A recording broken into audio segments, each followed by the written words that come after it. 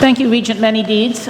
We're always delighted to host the Regents in February. It's good to have you here in Union South and on campus, and I appreciate everything that you do for our campus.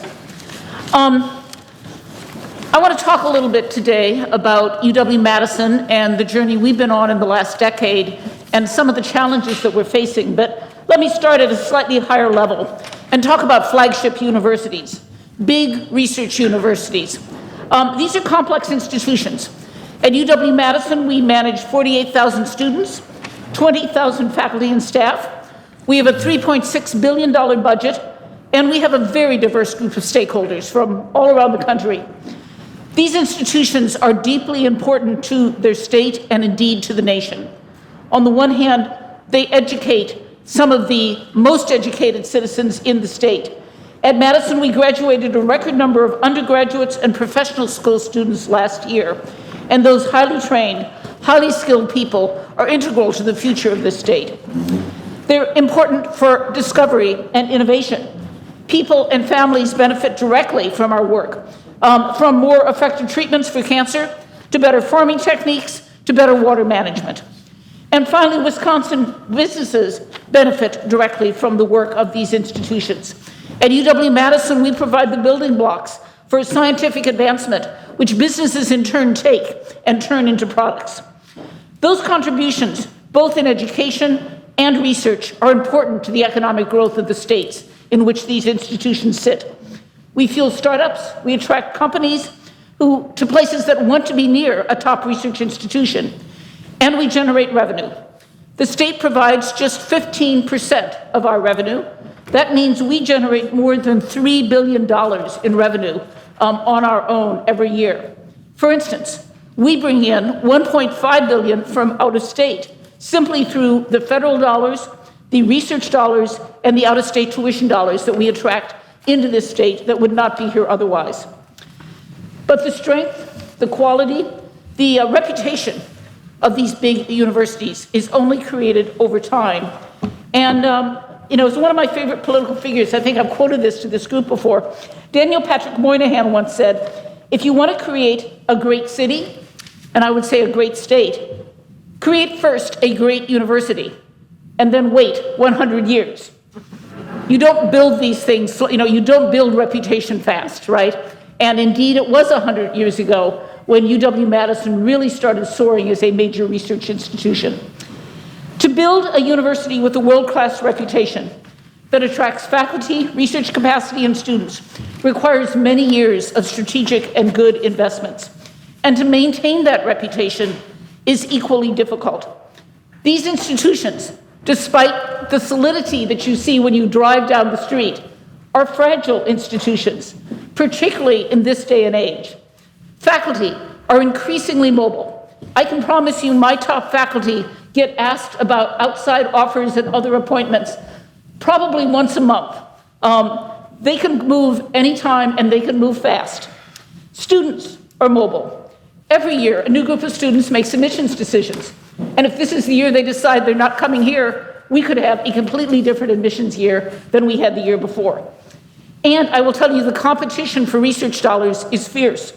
NIH dollars, our biggest source of funding, only about 20% of applicants get funded in any given year, which is to say it's much easier to not be funded than it is to be funded. So don't ever take the quality of these flagship institutions of UW-Madison for granted. If we aren't working every day to maintain and grow this quality, it will erode. Maintaining quality requires maintaining the support of the state and its citizens. As a public institution, top quality research universities require bipartisan support across administrations, across parties, and across political environments. I've been here in leadership at UW-Madison for 9 years, and I want to use this time to first tell you some of the things we've done I'll take the last decade in general, and then I want to talk about some of the challenges that the university is facing and that I leave to the next chancellor. And I will, in those challenges, indicate the ways in which I think the Board of Regents needs to be helpful in helping us resolve them. And you're not going to hear a lot of things you haven't heard before from me. But let me start with a list of things that we've accomplished. On the education front, we've expanded the quality, size, and diversity of UW students, while also at the same time improving financial aid and access. And all of this helps us serve the state better. So let me talk about accomplishments. Accomplishment one, higher quality students. We typically in the past have measured this by test scores, and I can show you how our test scores have gone up over the last decade, but we're now test optional, so that's not as good a measure. So instead, I show you the number of National Merit finalists enrolled at Madison.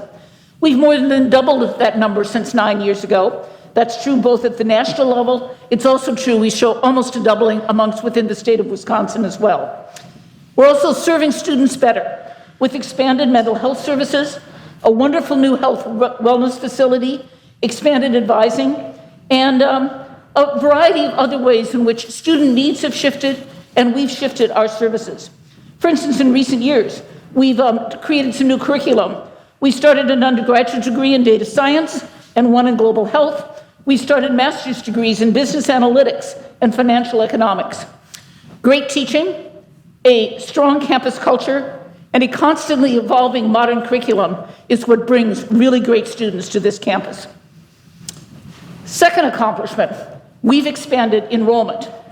Despite declines in Wisconsin high school students, our applications at UW-Madison have not declined. In fact, just the opposite. Our Wisconsin applications have been pretty steady, despite declines in the number of high school graduates. Our out-of-state applicants have absolutely soared. In my first fall here, I remember people were very, very happy because we had received 30,000 applications, which was an all-time record at that point. Well, 9 years later, we've just gotten word, our applications were all due last week, that we've now received well over 60,000 applications. We've more than doubled applications in those 9 years. With your help in revising the in-state, out-of-state requirements, we've been able to take advantage of our rapidly growing pool of first-rate out-of-state students. Why does that matter? First of all, these students add diversity, and they pay tuition at a rate that supports our programs and subsidizes our in-state students. We would not be as great a university as we are if we didn't have some of those out-of-state students here. And this has been particularly important at a time when in-state tuition has been frozen for 9 and potentially now 10 years. Our ability to attract out-of-state students is also critical to the future of Wisconsin. We all know Wisconsin needs more highly skilled workers, and we are the best source of that at UW-Madison. Every year, we bring in more than 20,000 smart graduate and undergraduate students to this state, to this campus. There is no other institution in the state that comes close to bringing that number of talented individuals into the state. And we then need to work with the state, with local businesses, in order to keep and attract those students so that they stay in Wisconsin long term. Our rising applications reflect our strong reputation as an educational institution. We are, as I've told you a number of times, a hot school right now, and particularly on the coast. And the rising demand is not slowing down. This year alone, it looks like we will have at least a 15% increase over last year in our applications. In addition to increases in quality and increases in numbers, we've also increased diversity. As we've grown in size and strength, we've done a number of things. We have more students of color. In 2017, our incoming freshman class had about 700 students from historically underrepresented groups. This year's freshman class has more than 1,200. 25% of our freshman class that came in last fall are students of color. 15% of that freshman class are underrepresented students of color. Those are all-time highs. They don't happen by chance. We've got an admissions office and a financial aid office that has been very strategic in working at growing those numbers. Meanwhile, we've also maintained a very strong number of first-gen students, which is equally important. It is important that bringing in a more diverse class by itself simply isn't enough. The institution itself has to become more diverse, more open, more multicultural for those students to feel at home. So we've done a lot of things on that front, and one of the things you have in these red folders that you got is a copy of our campus climate report, which we do twice a year, which tells you what we did last semester, what we're doing this semester on the diversity front. Among the things we've done, we've greatly expanded faculty hiring. 31 new faculty of color joined us last year. 243 faculty of color have joined us in the last 5 years. And that's happened in part because of a focused effort from the center for us to help departments attract people from historically underrepresented groups in their field. Almost all our schools and colleges have diversity plans, as do a growing number of departments. And the issue of diversity is more so than at any time I've ever seen in any university at the top of mind of lots of our faculty and staff. For instance, our annual diversity forum attracted nearly 3,000 attendees, virtual and in person. That's a chance to learn from experts and from one another about what are we doing across campus that's working and how do we scale that and bring it to other parts of campus. We've also successfully launched our Ramey Nolan campaign, which is a fundraising campaign among our alums to provide dollars for programming, scholarships, and faculty research. I launched this, I guess, a year and a half ago in the end of the summer, and my hope at that point, which I think I announced, was that I wanted to raise $10 million for this fund. Well, we're sitting here a year and a half later. This fund is now at almost 70 million. And that's a reflection of how engaged our faculty, staff, and students are in raising money, but also how engaged our alumni are in wanting to help us diversify. We had 82 students in the fall freshman class coming in with the newly available scholarships from the Ramey Nolan Fund, and that is only going to grow. In addition to diversity, we've also expanded access, and especially access for Wisconsin students. We were among our peer schools, we had some of the lowest amounts of aid available for scholarships. When I walked through the door, I remember looking at these numbers. The state of Wisconsin gives relatively small amounts of money to low-income scholarships compared to other states, and we had very little institutional dollars in this.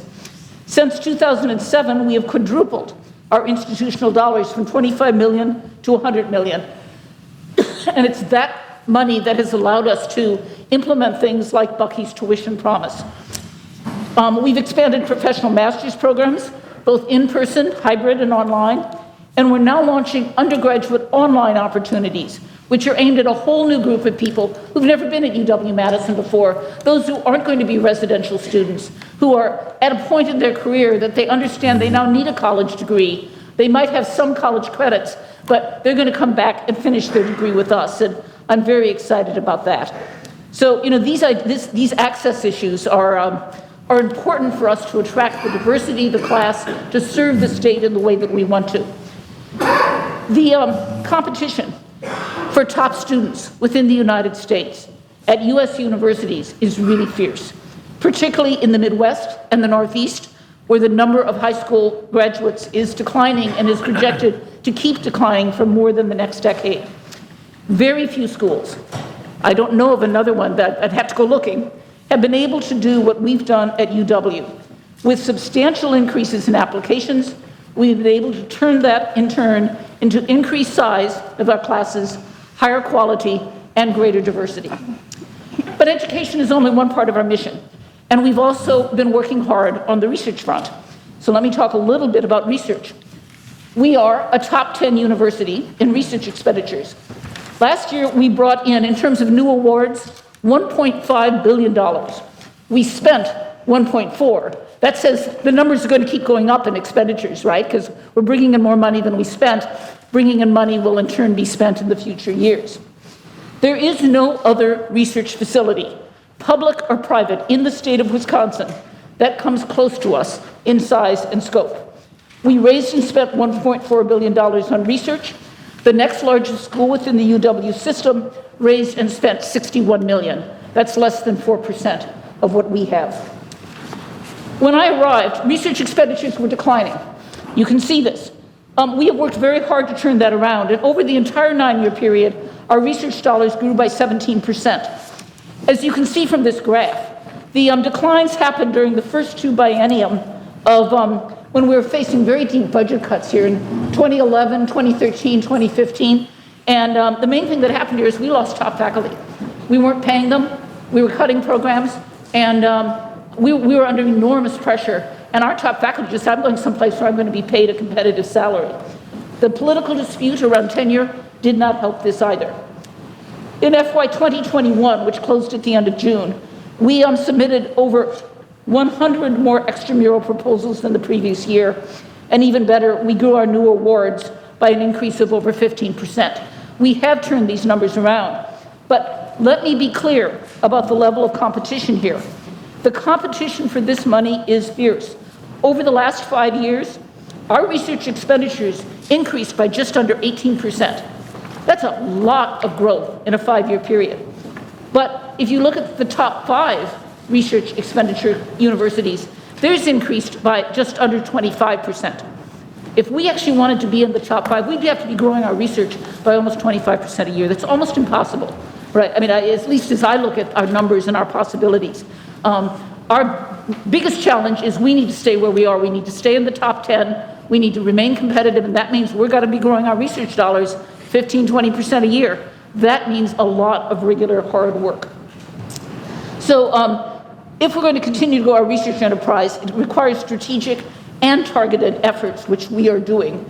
And I know Steve Ackerman talked about this a little bit in the READY committee.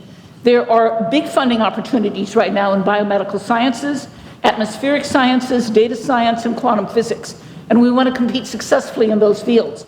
We've recently met with senior Army officials to explore partnership opportunities with the Department of Defense in autonomous vehicles, video game development, and game theory. Having top faculty is absolutely key to competing effectively for research. And we've expanded our faculty expertise in a couple of ways. I've talked before about our cluster hire program, designed to bring in groups of faculty across multiple departments in a field that we want to grow. That's been incredibly effective for us. We've also been growing faculty more generically across many areas. Our faculty size shrank in the 1990s, and in the past few years, we've actually expanded our faculty by about 200 people. But we are still about 100 faculty short of where we were 30 years ago when there were 8,000 fewer students on campus. We're serving more students with fewer faculty, the result, again, of many years of budget cuts, even with the expansion that we've gone through. We've needed to do this. As we've increased class size, we had to have more faculty. It also, at the same time, however, helps us grow research, because more faculty means more people competing for research dollars. Another major opportunity is industry research partnerships, and again, I know we've talked with the READY committee about this at length. UW-Madison has not always been the easiest place for companies to work with, and we've had a reputation of being difficult, which has kept our research dollars from industry low. We've worked very hard to change that. This only changes slowly over time. At the heart of our work is collaborative efforts between our schools and colleges and the Office of Business Engagement, which was created 5 years ago to improve these type of relationships. And we are seeing results. Industry dollars flowing into UW-Madison from our corporate partners support not only research, but also student scholarships, internships, public service projects, a whole variety of things.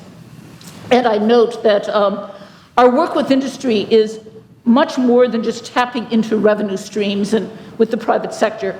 It's actually central to our mission of public outreach, to keeping businesses here in Wisconsin supplied with students, with keeping students here in Wisconsin businesses. It's a great example of the Wisconsin idea in practice. One example of our need for growth in both educational programming as well as research is computer science. A first-class computer and data science program is an absolute necessity for any top research university these days. Computer science isn't about one department. Every single discipline across the university is increasingly engaging in data science techniques, has to be deeply involved with various computer science advances. You know, this is across the university, and it's not just about building a department, it's about building strength over all the disciplines. For a state that wants to build its reputation as a regional and national beacon for the high-tech industry, it's also pretty important for that. We created the School of Computer Data and Information Science that we call CDIS to respond explicitly to these sorts of demands, including, of course, the demand for students. CDIS and computer science is now our number one major among all students. 5 years ago, we had 300 undergraduate majors in computer science. We currently have over 2,000, and thousands of undergraduates from every major are taking computer and data science classes. So one of the first introductory classes that we offered aimed at non-majors in computer science, talking about computer science issues, enrolled students from 72 different majors. So, the aim of CETUS is both serve your own students, serve your own faculty, and then serve the rest of the university as well. Now we need a building for this department. You can't have a first-rate school like this serving the whole university in the facility it's currently in. We could have walked you through that last night if you wanted to see another deteriorated facility. And I might note this also would be serving our very successful American Family Data Science Institute. We've kicked off a major fundraising campaign for this building and still have some money to raise, but this is one that we're going to do entirely on our own without state dollars because we need it done, and we need it done fast, and that won't happen if we go through the state. All of the things I've talked about on the education side and on the research side require resources. With frozen tuition, with declining state investment, we've needed to generate our own investment income at UW-Madison. And I've worked to try to change the culture at UW-Madison around this, to tell people your future is actually in your hands. You need to be entrepreneurial on these issues. We can't just wait for the state to give us more funding. We know that's a pretty losing game from all the bienniums that I've been here. If you want to maintain the quality of UW-Madison, we have to be in charge of our future and thinking about how we generate revenue. Now, I won't say state funding is important. It is money that we can use broadly for education that isn't tied in other ways. But we know that that funding is not likely to grow a lot. So how do we work on funding? Many of you have seen this graph before. I think I've showed it to you at other times. The top is our 6-part strategy we've been pursuing since about 2014, since I came. Expanding research and development dollars, I've already talked about that. Expanding summer session, this is a win-win. Students get credits that they wouldn't otherwise complete. They're able to finish their schoolwork on time. I gave a goal to our summer session people that they needed to grow summer session by 10% a year for 5 years. And those 5 years are up, and they have done it. And they're going to keep growing. The students take advantage of summer to complete distribution requirements. That drives down time to degree, and it drives down student debt. Expanded philanthropic support. This was a top priority when I arrived, and I've worked very closely with Mike Knetter and the UW Foundation to improve our fundraising mechanisms and our capacity, particularly working with deans and department chairs. So we've become a much better fundraising organization. We just completed the 6-year Always Forward campaign. I know a few of you were involved with that. In 2015, we announced this campaign. We had a big debate on the goal. And we finally decided we were going to set it and publicly announce it at $3.2 billion. And I will tell you, about half of the people working with us thought we were just being crazy. That was more than double what we'd gotten in our previous campaign. Didn't think we'd possibly achieve it, and announcing a goal we weren't going to achieve was not going to be helpful. Well, we just completed this campaign at the end of December, and rather than raising $3.2 billion, we've raised $4.2 billion. And I really want to thank all of the alums, all of the people inside the university who've worked on that. This is a game changer for us.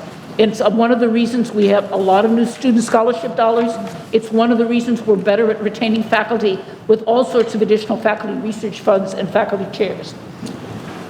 In addition to philanthropy, as you all know, we've set market-based tuition for out-of-state students. That's because of our partnership with the Regents. You've allowed us to do that, which has let us tap into this very rapidly growing pool of out-of-state applicants who are highly qualified, bringing them here to the University of Wisconsin. As I've noted before, we've expanded our professional master's degrees. You could put our undergraduate online program in that. That's just starting up. And we've been growing our undergraduate enrollment. As again, I think all of you know, we've now completed, I think, 5 years of growth. So we've finished the tranche that we set out for 5 years ago. We have a newly launched strategy, which is real estate development. There's some others we're thinking about. You're all very familiar with that topic, and you've all been partners in helping us begin that process of starting the real estate development efforts. What's been the impact of these efforts? We don't raise money just because we like money. We're raising money because there are things we need to do around the university. We're raising money because the university's been in trouble with cuts in budgets and deterioration in some of what it's doing. I've told you already about the fact we put a lot of this new money into scholarships and Bucky's tuition promise. But let me tell you about 5 other areas that we can show direct lines between the new revenue we've raised, the investments we've made, and the outcomes that we're showing. Higher graduation rates, lower time to degree.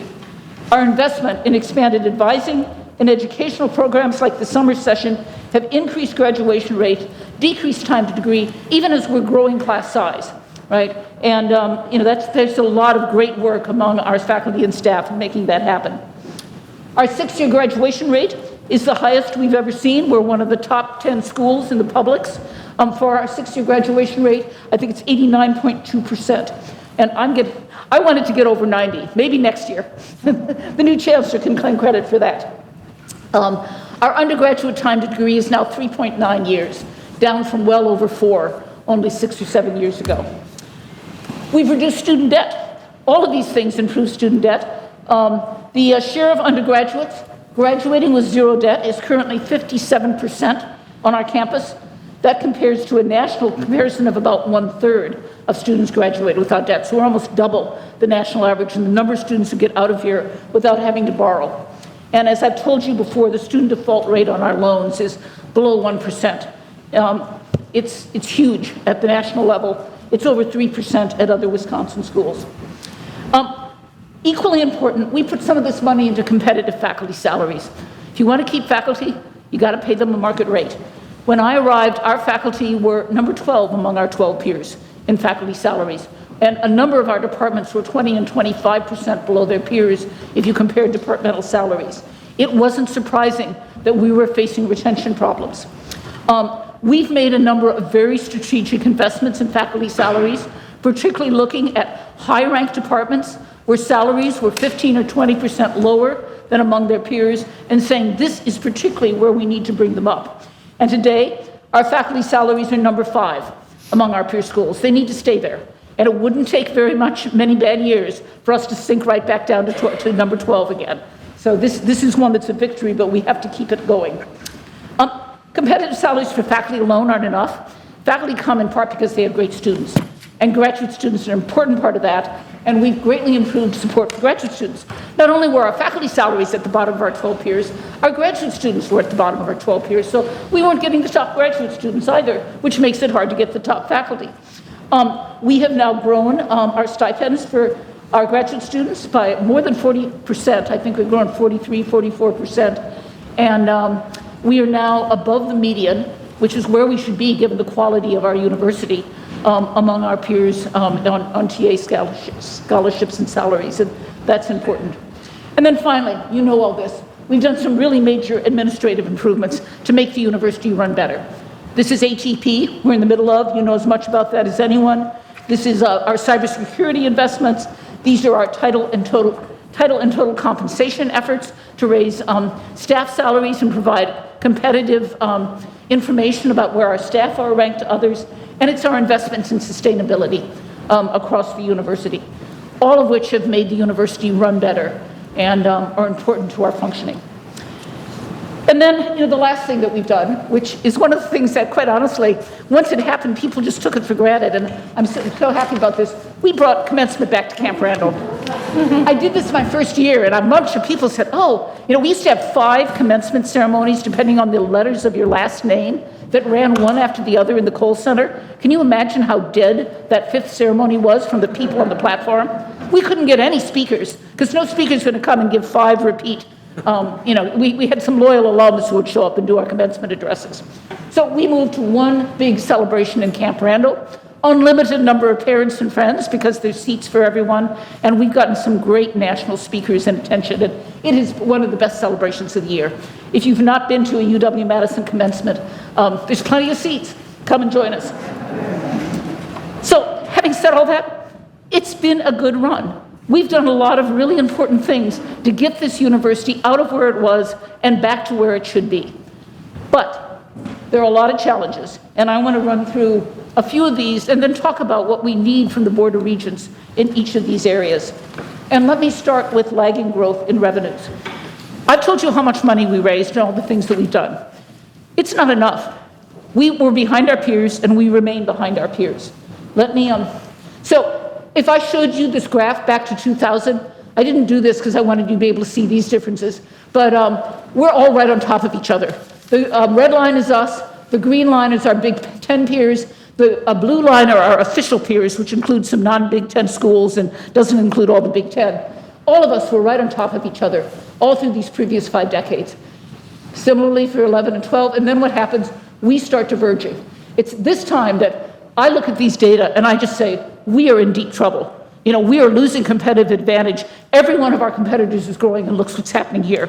Why is that? In 2011, in 2011, in 2013, and 2015, we had state budget cuts, and the 2015 state budget cut was particularly deep. And we just couldn't generate, we weren't generating new revenue to overcome that. And so this didn't happen in any other school. There weren't budget cuts during those years. They were coming out of the recession and their state budgets were looking good. They invested in their universities and we didn't, right? And this is when we launched our 6-point strategy. And I said, we've got to catch up. And I've told you everything we've done. We've done an enormous amount. We have really generated additional revenue, but we haven't caught up. We are still behind our peers. When I say, if you want to look at the financial situation of UW-Madison, do not compare us to any other school in the state of Wisconsin. Compare us to the schools that we compete with, and we are still in trouble. We need to catch up. We need to keep going on this front, and we just aren't there yet. And some state investment is important. If we actually had 3 biennium like this, we'd be back down again and be worse than where we were before, and we'd be back to losing faculty and losing students and all of the things that we've overcome. This is a fragile situation. Do not take for granted that because we've had a couple of good years in our own revenue fundraising, that we are where we should be and that we are competitive with our peers. This one really worries me. We've done everything we can and we still haven't made up for those really bad years. What are my recommendations to all of you in the Board of Regents? If we're going to maintain our competitive position, we need ongoing support for UW-Madison's efforts to expand revenues and a commitment by the state and the system to continue funding UW-Madison at a level commensurate with its quality, its size, and the contributions it provides to the state. Cutting UW-Madison is a fool's journey if you really want to help the state. Many of you have seen the report that indicates that once you remove the funding that we have for programs that are unique to our campus, the medical school, the vet school, extension, our public media, we are basically getting about the same amount of money per student as UW-Milwaukee is. We're not any richer than the other schools. Don't bring us below that level. Challenge number 2, fewer state dollars for capital projects. In recent years, we've gotten approval for some really great projects, and I don't want to put that aside. The School of Veterinary Medicine, the new Letters in Science building, I deeply appreciate the support for that. These are transformative projects, and I appreciate the Regents' support, and I appreciate the legislative and the governor's support for these projects. But this isn't enough for us, given who we are and the facilities we need. Our share of state funding for capital projects has fallen steadily for decades. We are 52% of the system's total revenues. We receive 45% of the state appropriation, and given our much larger footprint, including properties all over the state, we're an even higher share of total property value in the system. Yet we have consistently received far less than this share of the capital budget. We're at 45% a decade ago. We're now down to 30%. That is a real problem, and our maintenance has not kept up. Our buildings are not keeping up. I understand we are able to do more in raising private funds than some of the other schools inside the system. But we also have a much older set of buildings with much more deterioration and maintenance problems than many of the other schools. And at the Capital Planning and Budget Committee, Rob Kramer talked about how far we were behind in the maintenance of our buildings.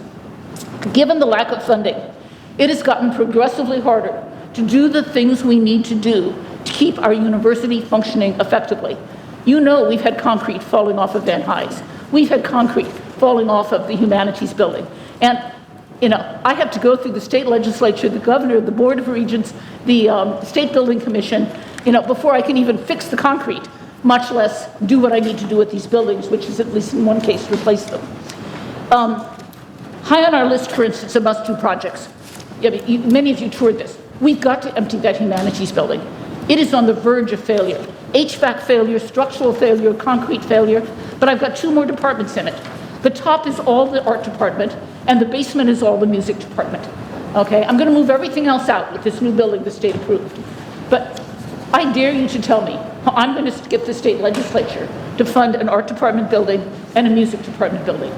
But I have to move these places. We've gotta build another space or find another space for these units. And it's just a complete, I'm just stuck right here. And we have to have the flexibility to be in charge of this decision-making when we need to make it on our campus. So, on the one hand, we are so limited in how we can control the capital projects for a modern university, which to attract the faculty, the students, to do the research we need to do, has to have the facilities commensurate with that. And we just aren't in that world right now. You all toured the engineering building the other day. I can show you 15 other buildings on campus that look just as bad, right? And I'm not going to get funding for those unless I can do something to put it together, and I need the flexibility to do that. At the same time, we are also constrained in terms of how we build buildings. This I haven't gotten there yet. Let me finish this. This graph shows a 5-year rolling average of investment in facilities. The black line is, sort of a standard for how much you need to spend given your capital size on a regular basis, and it's calculated by an outside firm. You can move that line up or down. It really doesn't matter. This is Wisconsin, right here. This is what we're spending every year relative to what we should be spending. These are our public peers. We are well below them. These, just to protect their privacy, because they don't have public information here, are some of the information we know about our privates, right? And so the Big Ten, the public schools, are falling behind the private schools, and we are falling behind the other publics. You cannot maintain a first-rate university when you're investing only 1/5 of what you need every year in the maintenance of a very old set of buildings, many of which need renewal, if not replacement. This is a problem, and our lack of investment over time has led to a deferred maintenance. What am I doing here? Deferred maintenance of $1.5 billion. That's a calculation, an outside company that does this sort of work with universities across the country. That's their estimate for us. It's the highest deferred maintenance estimate they said that they had seen among any of the publics. We can't let that keep growing. We've got to do something about this. So what are our constraints? Why can't we deal with this? You know the answer to that. Constraint number 1, we have no borrowing authority. Every time we do major building renovations or construction that is not entirely funded by gifts and grants, we need the approval of the governor, the assembly, the Senate, the system, and the State Building Commission. And these buildings all get caught in a political calculation that have nothing to do with our research and education needs here on campus. This lack of control over our capital assets creates serious difficulties, particularly for a $3.6 billion organization whose reputation, in part, rests upon having facilities that look like students and faculty want to live there. No other state, you all know this, has a flagship or a system without borrowing authority. It puts the burden on us to find gift grant funding, and I'm telling you, there's just a whole lot of areas where we don't have gift grant funding. I don't have a major donor for an art building.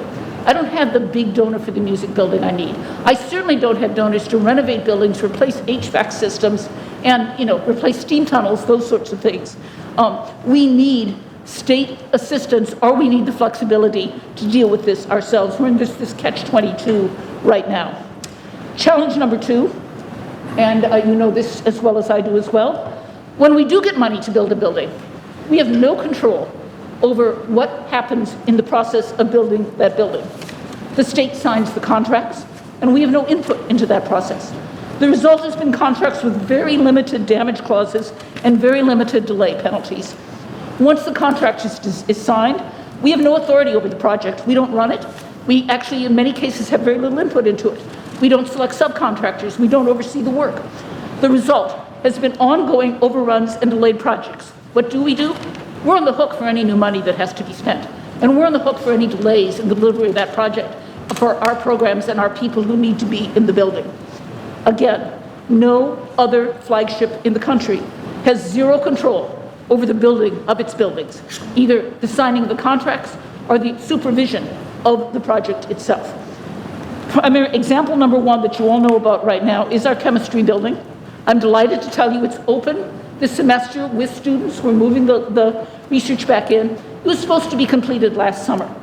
But two basic construction elements, the elevators and the HVAC systems, failed a month before it was supposed to open. This isn't expensive lab equipment that it's really hard to figure out how you calibrate it and put it in right. This is basic construction ABCs that were not done right. The result for chemistry is 9,000 students and 450 course sections had to be moved within a month to spaces not designed for chemistry. We lost an estimated $3 million in research with labs that we had to close, and that's not yet a final number. The contracts had limited damage clauses and limited compensation for delays, and as a result, we are limited in our ability to hold anyone responsible for these problems, and we bear the costs of both the dollars and the delays. This inability to control decisions over capital renovation is really hurting us, and we need to do something about it. We end up paying the bills and bearing the costs, but we're the ones who have to work there. Recommendations to the Board of Regents for new projects and major renovations. We have to have greater control over these projects. It's Management 101. Align incentives so the people who have to pay for and live in the space are responsible for getting them built and making sure they're built well and built on time. And number two, work with us to get more, to get program revenue bonding authority so that we have flexibility to manage our projects when we need to and build the things we have to build on campus, assuming we can afford them, right? All right, that's challenge number two. You've heard me on that one before. Challenge number three, one-size-fits-all policies. This is probably the biggest frustration my provost has. UW-Madison is different from other system schools. We have a different mix of students. We have major research operations. We have different funding streams. And one-size-fits-all projects from the system consistently make it hard for us to do our work and limit our competitiveness. So we have double the number of employees in the next largest system school. I've already told you that our research is huge compared to anybody else. And our students are different. They're in a different market. Almost all of them are applying out of state as well as in state. It's just not the same group. Furthermore, our $1.4 billion in research expenditures are on an entirely different scale, and we compete in a different market for faculty talent. There are times when UW-Madison needs to be treated differently, and we need some flexibilities. One example that was a great deal of frustration about 5-6 years ago was when we wanted to go on the Common App, and we were told we couldn't because the rest of the schools weren't going to be on the Common App. All our competitor schools are on the Common App.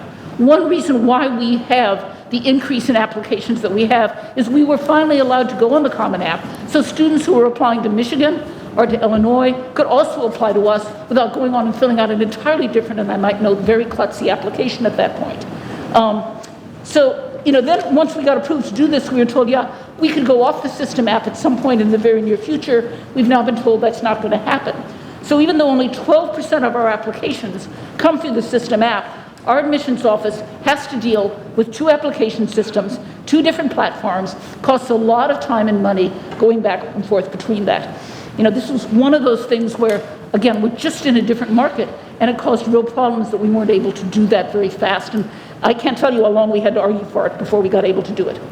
Another example, which some of you have now heard about, the inflexible Board of Regents policy that requires us to seek Board of Regents approval for all contracts over $1 million, which is almost all of our contracts with major companies these days. It's peanuts in terms of amounts.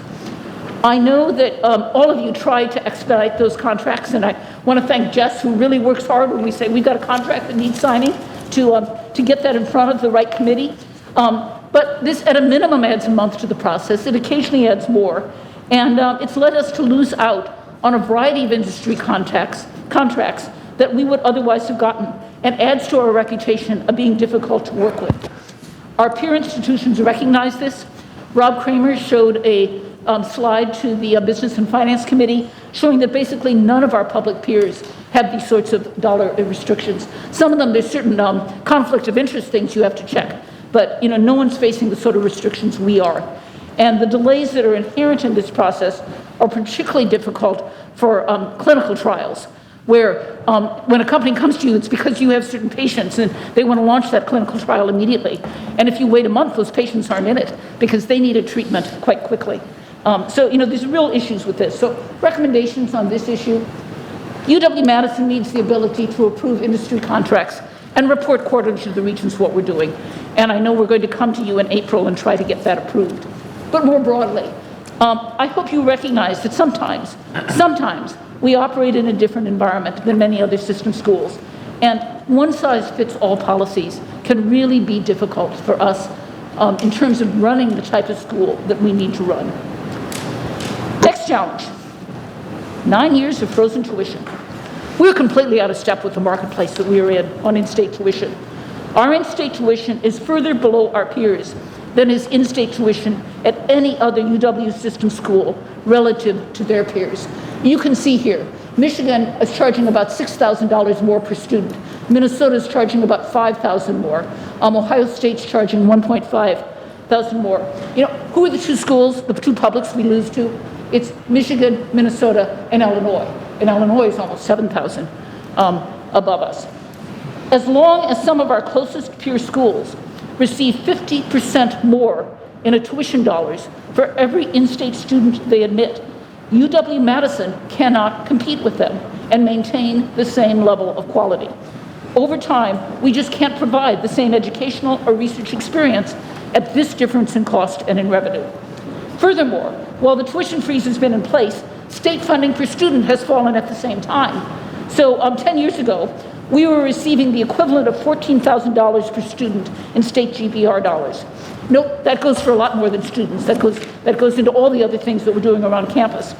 This year, we are at $10,400, a huge decline at the same time that our tuition is frozen.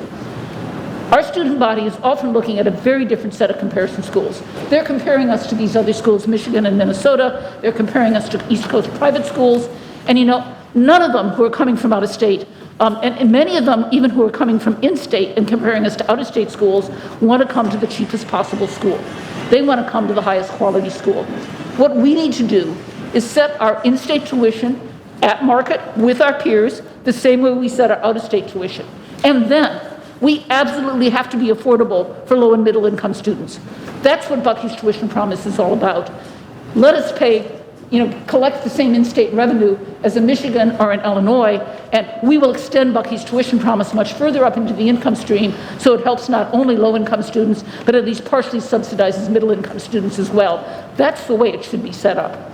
So recommendations, we're providing a high value degree for many of our students, and we can remain affordable without charging bargain basement prices.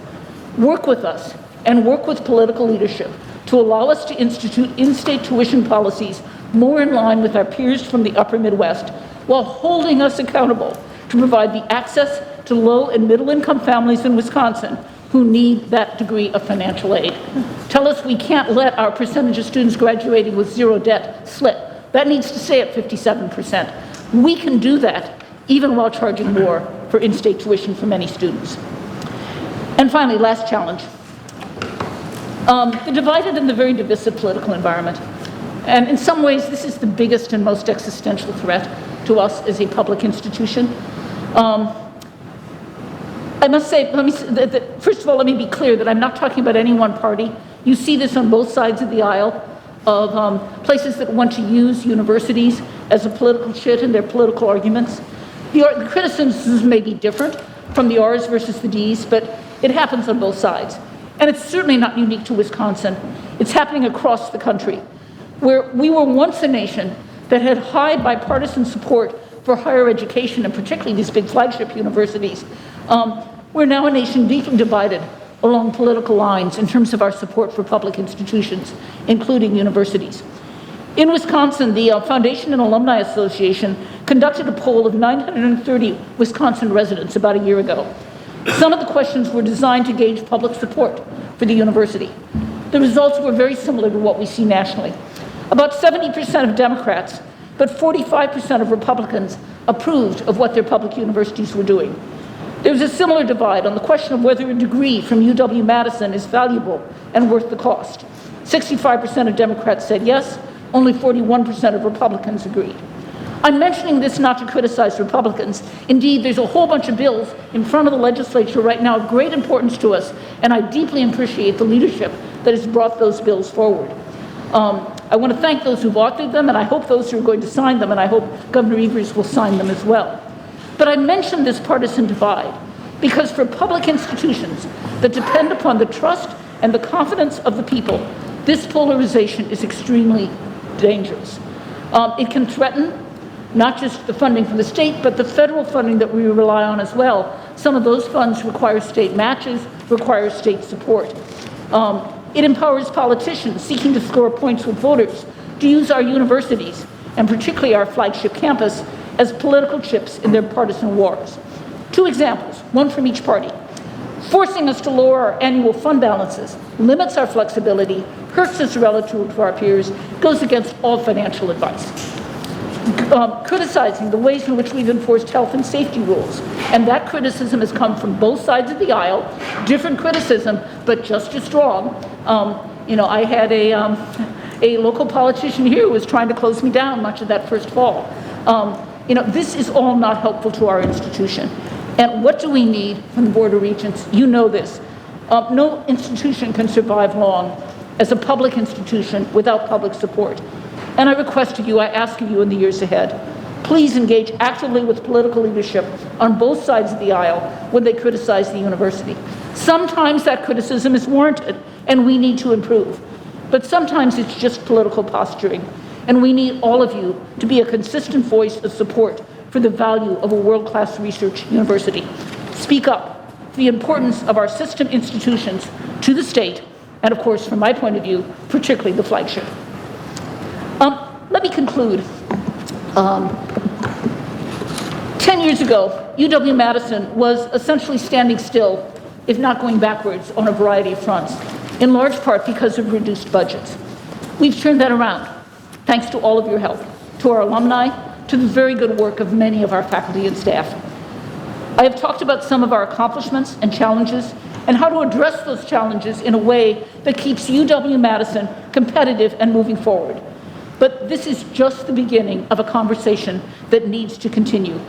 We've made some important treatments in a strong future, but our peers are also investing. They're going up just as fast as we are. No one can take for granted the quality and the reputation of UW-Madison, assuming it will always remain strong. It doesn't take much for faculty salaries to fall again to the bottom, for graduate salaries to fall again to the bottom, for our research dollars to stall, for student interest to decline, or for us to start losing faculty to other universities. These are fragile institutions that need to be paid attention to every year. If we're going to maintain our reputation and our quality, we have to continue to invest and grow. To do that, we need resources, which we will help generate, combined with a smart strategy for the future, which is the job of the next chancellor.